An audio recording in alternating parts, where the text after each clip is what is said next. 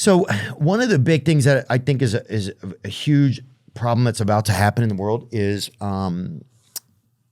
pornography addiction, right? I believe it's humongous. I believe it's bigger than alcoholism. I believe it's like the wave of it that we're starting to see, like people really suffering from it. I think it's one of the reasons why there's a lot of divorce. What do you see like neuroscientifically about how people can start to manage that? And then even just what you just talked about dopamine, it's like, I think it's helping people realize with that it's like such a hole that you're getting into. Whatever that thing is called, no pun intended. How can people start to cut that off for themselves? Is there anything they can do, manage, or do they have to get help if they believe that they're suffering from like pornography or sexual addiction? Yeah.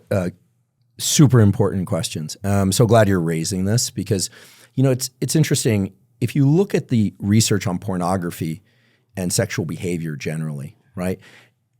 What you'll find mostly in the academic studies of those areas is kind of an attempt to normalize a lot of behavior. There are reasons for that, some pseudo-political, some just kind of the way those studies were done for a long time. But it's really important to emphasize that it takes a while for science to catch up to culture.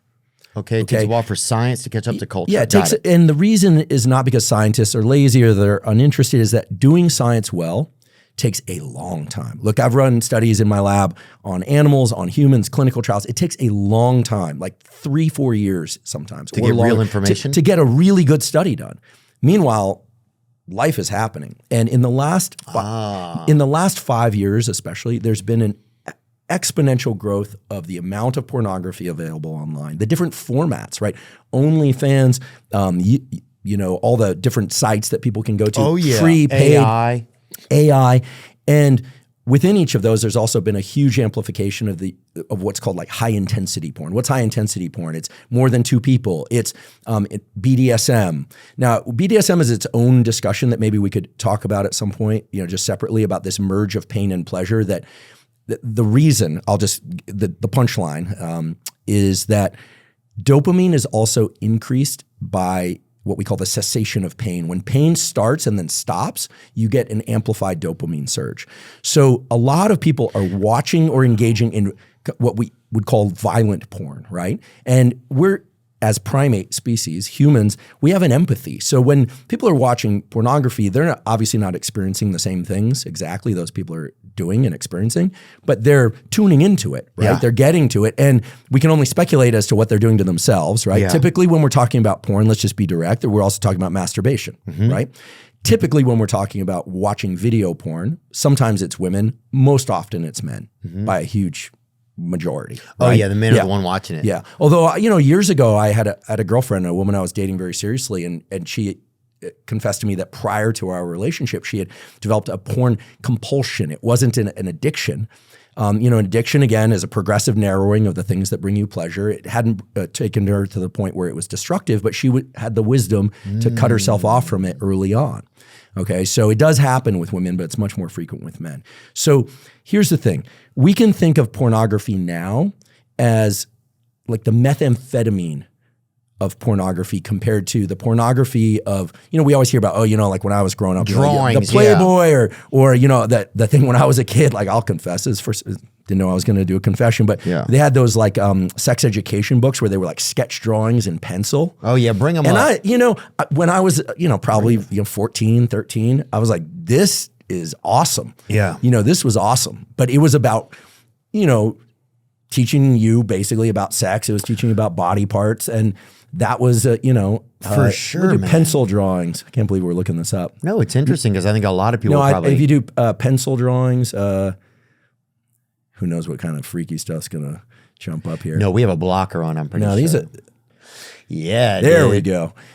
So it had some. Human loving. This is very different than today's porn. Sex, right? And I love how they used to call it human loving. Human loving. That's nice though. There's something. At least it makes more sense. It puts even your head into something, instead of like Britney's butt world or whatever, which takes it to a whole different deal. And there was no discussion whatsoever of elements of pain or BDSM or power play. There you go. Yeah. Yeah. I mean, God, that's For a nice. heterosexual young male, the fact that they put her naked facing us as opposed to the guy on the other side, you're like, okay, cool. But the other thing about pornography is that it, in a young brain, this is very important. And it relates to everything we're talking about today. From about age 0 to 25, your brain is incredibly plastic. It's modified by experience just by being in those experiences. When you say plastic, you mean it's more like it's not as solid yet? That's right. You can literally Plasticity. wire neurons, plasticity. You can wire neurons to other neurons very readily. I mean, this was known for a long time, but it was really formalized by my scientific great-grandparents, David Hubel and Torsten Wiesel. They won a Nobel Prize for showing that if you take a cat, a monkey, or a kid, and you close one eyelid for just a few hours each day, the brain becomes blind to visual input through that eye once you open the eye up, unless you do something else like close the other eye in order to reverse that plasticity. However, if today I just said, that's how fast and permanent it is unless you do something to reverse it. But if I did that same thing to you now or me now, there'd be no brain change. You close your eye, obviously you can't see through a closed eye. Pop open the eyelid later, you see just fine. So we know that until about age 25, the brain just modifies itself based on experience. So if you're doing cocaine, amphetamine, or let's just stay with this example, you're watching high-intensity violent porn with more than 2 people, right? We forget that every time you add another person, if it's 2 women and 1 guy, or it's, what's this woman on X? I mean, I have to say it gives me sick. an aversive response, which I think is the healthy response. Every time Makes me sad. she announces, I think she's like sleeping with 100 and then 1,000 people. And listen, she's obviously in control of her own Western life. Conference right now. I think I just saw the other day. I don't know what is it Barbara Blue? Bonnie Blue. Body Blue. Yeah. Bonnie. I mean, Bonnie this is like methamphetamine with heroin, and you get the picture. It's starting to layer in all these different things. And so you think about the young male brain in particular, young female brain watching this stuff. And it's not just setting a behavioral expectation, because we always hear about that. They think sex is like that, and it's not. It's setting this incredibly high threshold for what they consider stimulating. Not just stimulating sexually, but stimulating mentally. Oh, yeah. And, I mean, it's crazy. It's like, listen, I like playing cards every once in a while. So you go play a card game with your friends. It'd be like the first time you play cards, you got $1 million. You're back there in the high state. You're in like the Dana White room, right? Like I know, like when I see sometimes his gambling hands, right? He's it's wild. But he can afford to play, right? And he also knows where that fits into the rest of his life. But you think about a kid. You have a chance to win $1 million. Actually, there's this scene in that movie, that show. Remember Succession? Yes. A show that it's all about dopamine. This family of rich brats who are completely corrupt. Everything's about more. Dopamine has been called in a book, I forget the author, the molecule of more. It's all about wanting more. And there's this dreadfully sad scene where they go out to play, I think it was like a baseball game or something, and they bring their garden help, and they take the kid and they say, hey, if you can hit a home run, these people's kids, people are clearly, and they say, if you hit a home run, you have $1 million. And you see the anticipation. This would transform these kids and their parents' life. And then he doesn't get the $1 million. And they give him like some watch that's probably worth $25,000. This is dopamine reward prediction error in a nutshell. Had they given him the watch, the family probably would have been pretty thrilled. They could sell it, they could use it. Had they not been involved in the game, their dopamine is the same as when they go home at night.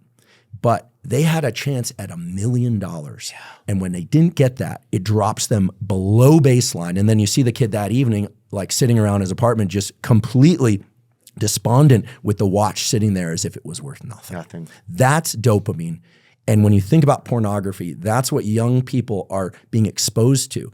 So their first sexual experiences not only are quite different. Remember, pornography is about, obviously, people are getting aroused by watching other people have sex. Oh, yeah. And, I don't know what kind of sex people are having out there, but in my experience, the whole business of sex and learning how to have great sex is about learning to be in the experience with somebody, and it's a communication, it's an ongoing communication, and it's about being in the experience, being present, not watching someone else have sex. Oh, yeah. I was thinking the other day, watching some other dude like have sex with a woman, it's kind of I don't even know if it's homoerotic. I don't know what it is. It's definitely when you take a step back from it, it's a little bizarre. It's definitely intrusive, right? But for surely it alters the way that you think about things. I mean, I know in my own life, I got exposed to pornography real early. I would bike across town to get a little look at some pornos. Perfectly normal behavior for a young male. Pretty normal. Yeah. I was breaking into houses to frickin', get I had friends like you growing up. Where did you grow up?